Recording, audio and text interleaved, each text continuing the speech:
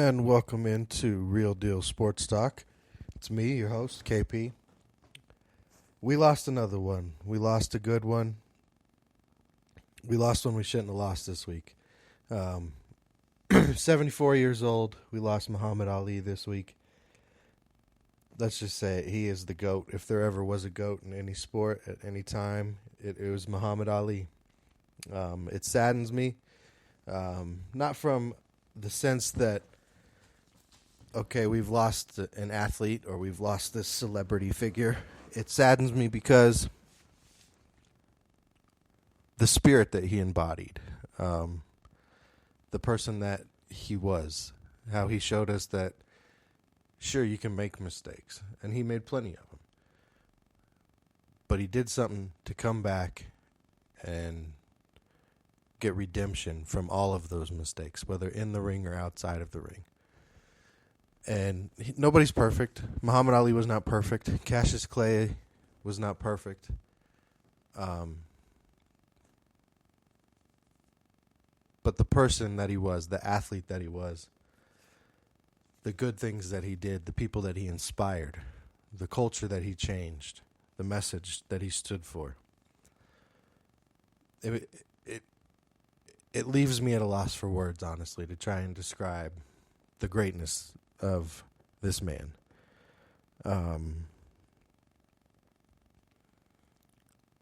You look at his professional record, 61 fights in his career, 56 wins. He had 5 losses in his career. Never lost to an opponent twice. This is a man who fought some of the greats, right?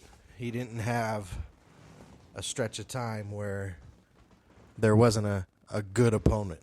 He fought everybody who came along. He fought all of the greats that we can go through their names.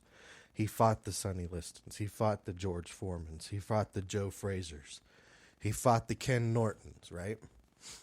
He fought all the big guys. He took all the big guys on. And if they got him at some point, you better believe Ali came back and got them. He would always say that he didn't win the fight under the lights. He won the fight weeks earlier with the preparation and the hard work. That's where and how he won the fight. And this is a man, he had tons of quotes. I mean, we could do a whole show tonight just on Muhammad Ali quotes, just on the sayings that he has that we all know. So I'm not really going to talk about that too much. Out of his 56 wins, he had 37 knockouts. And this came during a time, you guys got to remember, he lost 3 years of his career. I think right about 3 years of his career when he was suspended and his heavyweight title was stripped from him. During his prime, because of his choice to invoke his religious freedom and not participate in the Vietnam War. To not take his draft card and go over and fight for something that he didn't believe in. This was one of the very first big cases where that was really happening. And not only was it a celebrity and somebody that all of a sudden the country had come to love, now it was a black man with an Islam name, something that the masses didn't understand. So what else could they do but try and break him down, suspend him from boxing, strip his title? And that's the point where you hear the story of him dumping the Olympic gold medal he won in the river and getting rid of it. Because at that point, his accomplishment, what he had done as a United States athlete, in his eyes, had been wiped out. Because now his country had turned his back on him with the way he saw things.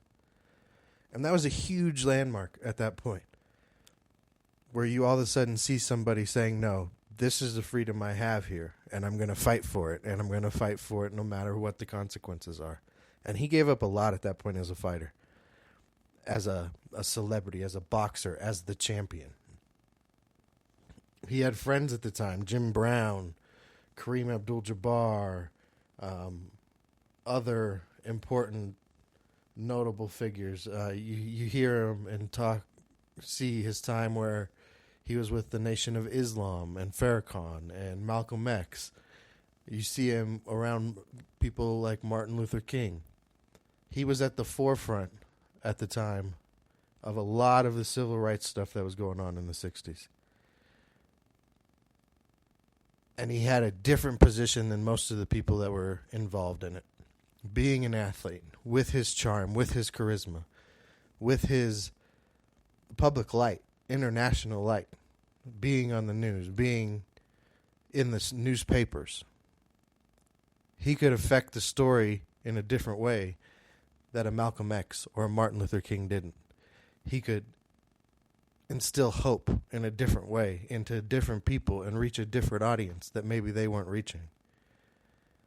And I think a lot of people miss his connection and don't talk about that enough in the things that he did throughout his lifetime because of his connection to the Nation of Islam at the time. It's almost like it's been hushed a little bit about how he spoke out about equal rights and being treated equal and not being treated like secondary citizens. And that inspired a lot of people, not just black athletes, not just black people. It inspired me. When I learned about him as a kid, I think I wrote my first paper on Muhammad Ali in 2nd or 3rd grade.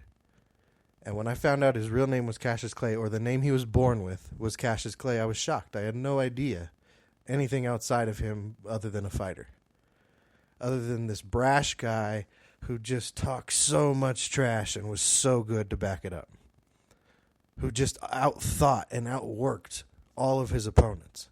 Whether they were bigger, stronger, faster, he was smarter. The rope-a-dope strategy he used against Foreman. Foreman was a beast. Foreman, I can imagine getting hit by Foreman was probably like getting hit by Ivan Drago in Rocky IV, except real. He was just a bear of a man, and that was a long fight. Ali figured it out. I'm going to wear the bear out.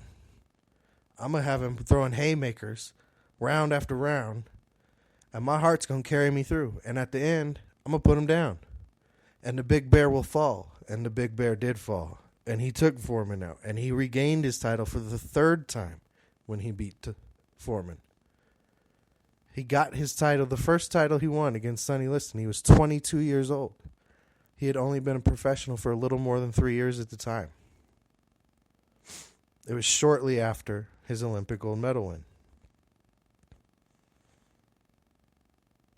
He transformed sports and culture in a way that allowed for a Michael Jordan, allowed for a Kobe Bryant, a Tiger Woods, a Serena Williams. It made way for a Steph Curry, a Johnny Manziel. Sure, these are brash personalities, and Allen Iverson in different sports.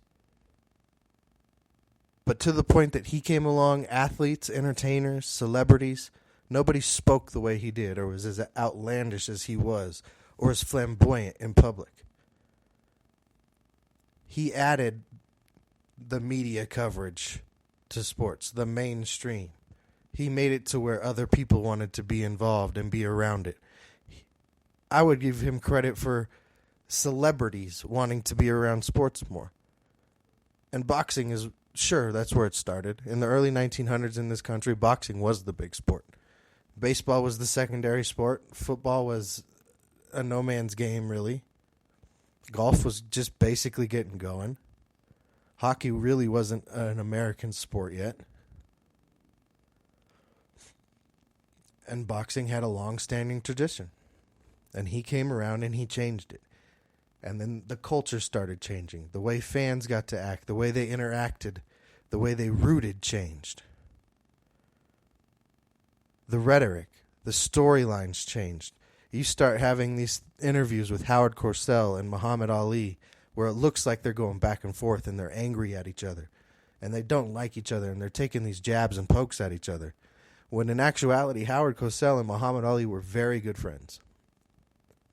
Very good friends. They supported each other. They knew how to work it to make it work. They knew how to sell it. They knew the entertainment value.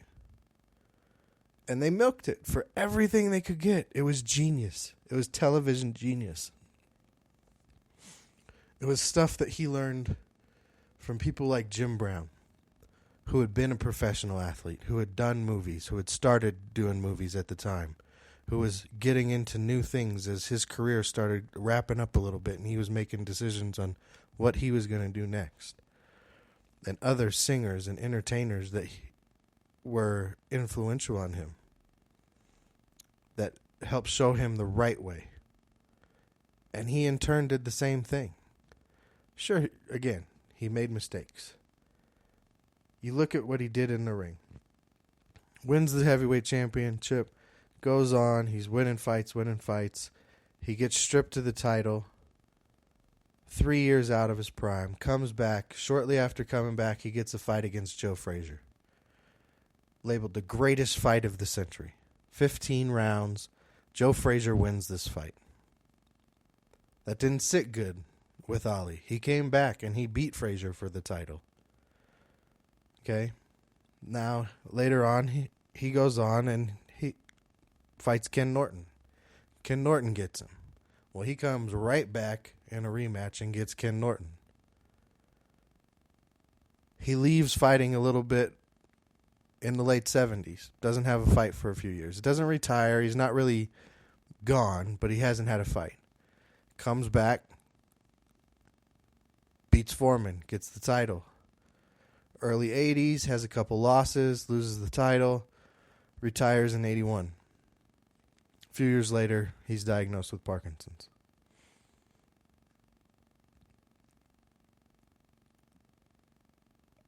Again, I'm lost. I'm at a loss for words for a 74-year-old man who accomplished, reached, and touched as many people as Muhammad Ali did.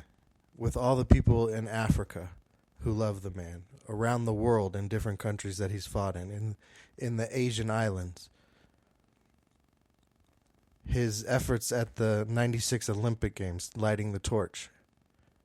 His different efforts and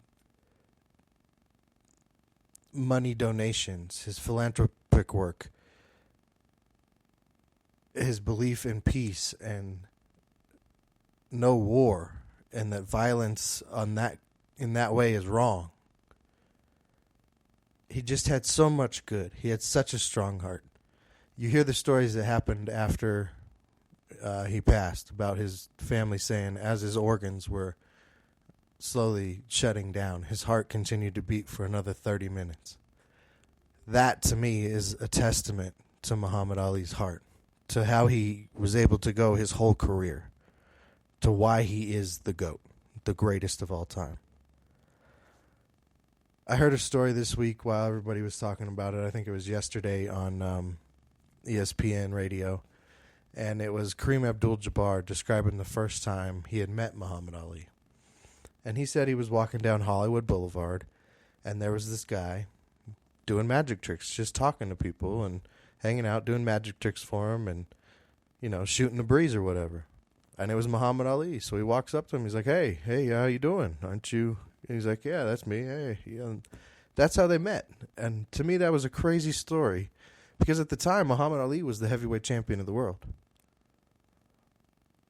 Could you imagine the heavyweight champion of the world, or a champion at any level right now in today's sports, with the way it's built up and grown, from where I'm giving Muhammad Ali credit for starting it, just being out on the street, doing some magic tricks, or whatever, just hanging out on a street corner, just talking to people.